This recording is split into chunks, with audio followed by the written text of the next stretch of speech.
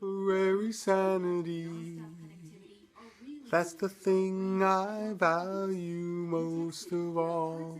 Reclaiming my humanity. After such a devastating fall. The first song I was ever conscious of was Ticket to Ride. You should play that. The guitar sound, the drum sound, the rhythmic shift. Dum, dum, dum, dum, dum, dum, dum, dum, dum, dum, dum, dum. Very interesting drum beat. Very interesting drum beat. Probably the most unique in the history of drum beats, to be honest with you. I think that's Paul McCartney's doing. God bless you, Paul. You got it. And Lennon pretty much wrote the song. Paul helped him. Also, the known fact, McCartney did the guitar playing on the record.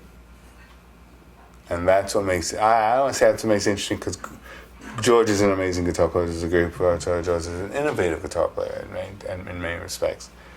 But Paul was also a very damn fine guitar player, and it showed in that and many other tracks in the Beatles' repertoire. I mean, there's also this very famous quote from Lennon, where this journalist came up to him and says, "Is Ringo the greatest drummer in the band, the best drummer in the world?" And Lennon said, "Ringo isn't even the best drummer in the Beatles." And he was right, because Paul was a damn fine drummer. Paul made it clear when Ringo was during the sessions at the White Album, when everyone was just walking out every other day and everyone was breaking up, and finally Ringo said, "I had enough. Fuck you niggas. Fuck you motherfuckers. Fuck you motherfuckers. You Ringo fucking star. Get the fuck out of here. Get the fuck out of here, John. Fuck you, John. Fuck you, Paul. And fuck you, Ringo. Fuck you, Ringo. Wait. Fuck you, George. Yeah. Fuck all of you. Fuck all of you." And he leaves in a huff and he's drunk. And while the others were like, "What are we gonna do?" Well, I can't. I did this drum track I had to do, and Ringo was supposed to do it. So I'll just do I'll do some acoustic stuff on this track, and I'll do some fill-ins here. And Paul was like behind on his stuff. So he says, "Well, I need a fucking drummer, and I can drum, and I'm gonna do." And he ended up doing Back in the USSR. Look for it, all Paul, vocals, bass, guitar, drums, all of it, keyboards, all of it. He did that like in an afternoon. I can't speak done because I made music. I don't say comparable, but I know it can be done. I've seen other musicians do it, and I've done it in an afternoon, and it has a different sound. Even if this could be a music lesson, like, I want to take you in that direction. But if you do listen to Back in the USSR, the sound of it is different from the other Beatles tracks where the Beatles play on it. Because it's all Paul, so it won't sound like Ringo on the drums, as you've known him, or John or George on guitar. It's going to sound like that's Paul's voice and his bass playing, definitely. But it's the Beatles, yeah, right? Isn't it the Beatles? And they say it's the Beatles, but it wasn't the Beatles, it was Paul. And there are other tracks on the White Album that I like that.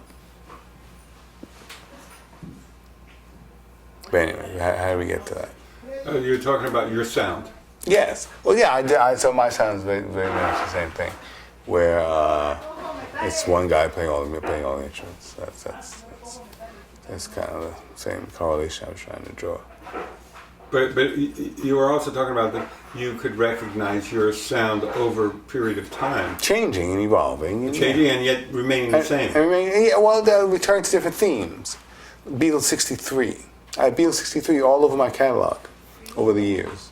I come back to Beatles 63 I don't say before they were corrupted, but the touring of America was exhilarating in one sense, because the conquering America, then you gotta keep coming back and playing it for these screaming teenagers. Yeah, the money's good, but this is a job now, man. What the fuck is this? What the fuck is this? What the fuck is this? And all the world is watching. And then you can kind of see how it becomes like, well, okay, who's up for this? And Paul was up for it. But the others weren't too keen on it. We tore John up to a great degree and poisoned forever George. He just hated playing live, hated the adulation or supposed adulation, or don't you have anything better to adulate, he'd sometimes think to himself, than some guy playing guitar. Is your life that empty? that you can be this fucking crazy over a skinny English kid playing guitar, rock R&B. By this time he knew. That's why he abandoned the R&B and went to India. He knew that he was just a white boy stealing the blues and selling it to the American teenagers and then selling it to the world as his own in a smart suit and a shaggy haircut. You know, and so he knew that he just was a con and wanted more for his life. And he discovered that now that I've made the money doing this con, maybe I can do better. So he went to India and tried to find himself, and he did to a certain degree, and learned the sitar, and introduced all these new concepts and things into the Beatles, which was a pull and tug. It was bad enough. John and Paul were at each other's throats because their manager died, who's the leader of the Beatles now, and John just kind of slacked off to a certain degree because he discovered LSD. He started tripping a little too much, and he kind of slacked off. And Paul, although who he did trip, he didn't get too far out there on it.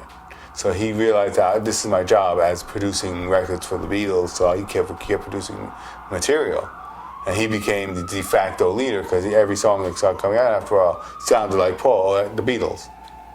You know, because he kept producing music. Then at least once Lennon would come out with something, and they'd put it out because it was a John song, and they had to put John on something, even if it was crap. Of course, it wasn't crap. But even if it was crap, they would have felt obligated to put it out. But it wasn't crap, it was Strawberry Fields. It wasn't crap, it was Revolution. It wasn't crap, it was I Am the Walrus. It wasn't crap, it was any number of great songs they put out at that time. That was his contribution, that was epic in its own way. And Paul would do the meat and potatoes of the stuff. And then George would be a garnish, and more than a garnish. Ringo's song would be the garnish. Ringo, if there was a Ringo tune on there, it was a throwaway, a garnish. George would be a little something. Potato salad. Yeah. Good potato salad sometimes, but just potato salad.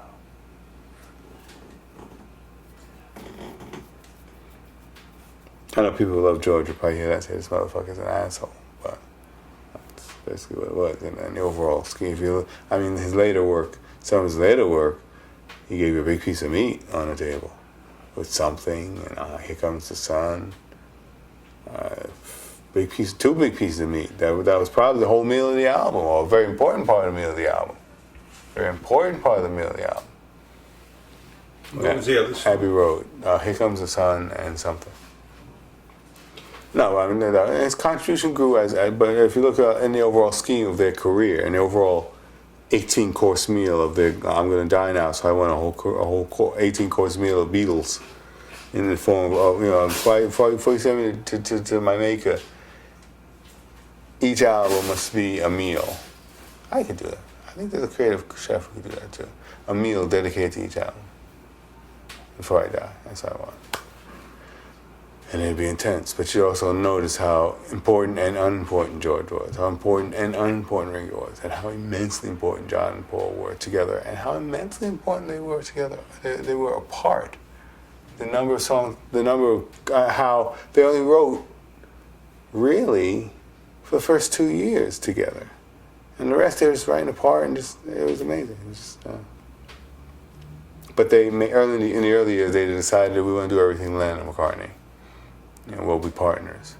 And no matter 50-50 down the line. George was cut out of that. Ringo was cut out of that. But John and Paul said, whatever we do, and then McCartney. And so 2 years later, when they're all writing apart, married, some of them, living in their palaces, some other of them, they were churning out the best work of their careers, but they're stuck in it. Not stuck, but they just agreed as children, or as kids, or not even as kids, but as friends. Boyhood friends to this thing that now they're stuck doing. And if they can keep their side of the bargain, I'll do good for him, he'll do good for me, it's all right. That's how it was. George was a little less consistent, a little less reliable. In his early days, he was very unreliable. Good, playful, fun, but throwaway in many respects. Where there are other songs from those same periods where he was essential, but not necessarily the things that he brought forth to the table as compositional parts of the canon you'll work on.